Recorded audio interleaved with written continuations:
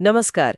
आज हम बात कर रहे हैं भारत के स्वतंत्रता संग्राम में सुभाष चंद्र बोस और महात्मा गांधी के योगदान पर। हमारे पास कुछ लेख हैं जिनका शीर्षक है बोस और गांधी, स्वतंत्रता संग्राम की पूरक भूमिकाएं। जी। और हमारा मकसद है इन स्रोतों के जरिए समझना कि ये दो महान नेता जिनकी सोच और रास्ते काफी अलग थे, कैसे आजादी की लड़ाई में एक दूसरे के पूरक बने। हाँ, ये समझना वाकई दिलचस्प होगा। तो चलिए सुभाष चंद्र बोस से शुरू करते हैं। स्रोत साफ कहते हैं कि बोस मतलब तत्काल और पूरी आजादी चाहते थे। और उनका मानना था कि इसके लिए सशस्त्र संघर्ष जरूरी है। वो सोचते थे कि सिर्फ अहिंसक विरोध से शायद बात नहीं बनेगी। इसीलिए उन्होंने आजाद हिंद फौज बनाई। बिल्कुल।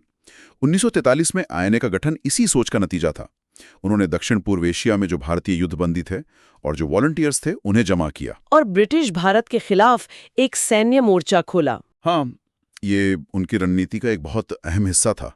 और उन्होंने सिर्फ यहीं तक नहीं सोचा, अंतर्राष्ट्रीय समर्थन भी जुटाने की कोशिश की। हाँ, ये बात भी आती है स्रोत में।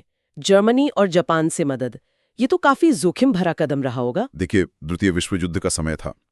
बोस की रणनीति थी कि दुश्मन का दुश्मन दोस्त होता है, तो उन्होंने धुरी राष्ट्रों से मदद मांगी। और वो निर्वासित सरकार भी बनाई थी उन्होंने, आजाद हिंद सरकार। जी, ताकि भारत की आजादी के दावे को एक औपचारिक अंतर्राष्ट्रीय पहचान मिले। ये सब उनकी दूरगामी सोच थी। कांग्रेस के अंदर भी तो उनकी भूमिका थी, अध्यक्ष भी रहे वो। वहां उनके विचार कैसे थे? हाँ, 1938 और 39 में अध्यक्ष बने, लेकिन वहां भी उनका जोर तीव्र रणनीतियों पर था। राष्ट्रीय योजना, मतलब देश का औद्योगिकरण कैसे हो, ये उस समय कांग्रेस की मुख्य धारा से थोड़ा अलग था। और जाहिर है उनका वो नारा, तुम मुझे खून दो मैं तुम्हें आजादी दूंगा, उसका तो बहुत गहरा असर हुआ। बिल्कुल। उस एक नारे ने हजारों भारतीयों में, खासकर युवाओं में, एक नया जोश भर दिया। उन्हें लगा कि हाँ, सीधे एक्शन लेना है। तो ये थे बोस। अब अगर गांधी जी की बात करें तो उनका रास्ता तो इससे मतलब एकदम ही अलग था। एकदम अलग।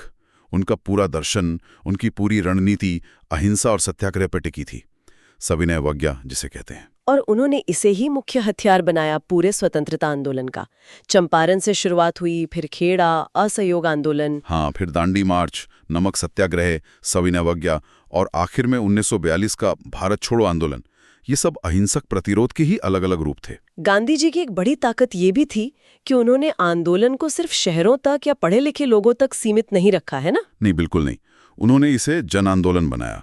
महिलाओं को, किसानों को, मजदूरों को, यहाँ तक कि जो हाशिए पर थे उन समुदायों को भी जोड़ा। और सिर्फ राजनैतिक आजादी नहीं, वो सामाजिक सुधारों पर भी उतना ही जोर देते थे। जी हाँ, अस्पृश्यता मिटाना, हिंदू मुस्लिम एकता, गांवों का विकास, महिला सशक्तिकरण, इन सब से आंदोलन को एक नैतिक बल मिला।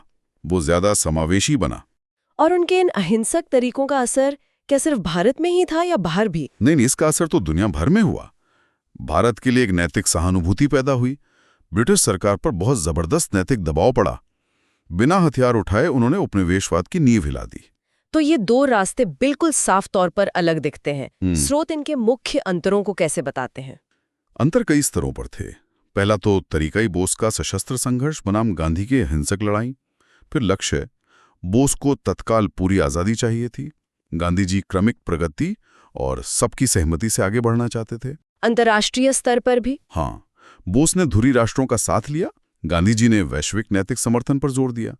यहां तक कि देश की अर्थव्यवस्था कैसी हो, बोस समाजवादी केंद्रीकृत मॉडल पे पक्ष में थे, गांधी विकेंद्रीकृत ग्राम स्वराज वाले मॉडल के। तो इतने सारे मतभेदों के बाद भी स्रोत ये क्यों कहते हैं कि ये भूमिकाएं पूरक थीं, ये थोड़ा समझाएंगे? पूरक इसलिए क्योंकि दोनों ने ब्रिटिश राज पर अलग अलग तरह का दबाव बनाया। गांधी जी ने अपने आंदोलनों से करोड़ों लोगों को जोड़ा, एक नैतिक जमीन तैयार की, एक व्यापक जनाधार बनाया। हाँ, और दूसरी तरफ बोस और उनकी आईएनए ने यह दिखाया कि भारतीय सिर्फ शांति से विरोध नहीं करेंगे, जरूरत पड़ी तो हथियार भी उठा सकते हैं, बलिदान दे सकते हैं। अच्छा, तो इससे अंग्रेजों को ये संकेत गया कि अब यहाँ टिकना मुश्किल है। बिल्कुल। आईएनए के प्रयासों ने और बाद में उन पर चले मुकदमों ने भी अंग्रेजों के आत्मविश्वास को बहुत चोट पहुंचाई। उन्हें लगा कि अब भारतीय सेना भी भरोसेमंद नहीं रही। इसने उनके जाने की प्रक्रिया को तेज किया। तो मतलब एक ने नींव रखी, जन समर्थन जुटाया, नैतिक दबाव बनाया, और दूसरे ने एक सैन्य और मनोवैज्ञानिक चुनौती पेश की जिसने अंग्रेजों के बाहर निकलने की तात्कालिकता को बढ़ाया। तो हम कह सकते हैं कि दोनों की भूमिकाएं अनिवार्य थीं। गांधी के बिना शायद वो व्यापक नैतिक बल और जनाधार ना होता, और बोस के बिना शायद वो उग्रता और सैन्य चुनौती की कमी रहती जिसने अंग्रेजों के जाने को तेज किया। सही कहा। तो निष्कर्ष यही निकलता है कि गांधी के अहिंसक जन आंदोलन और बोस के उग्र राष्ट्रवाद दोनों ने मिलकर ही भारत की आजादी का रास्ता बनाया।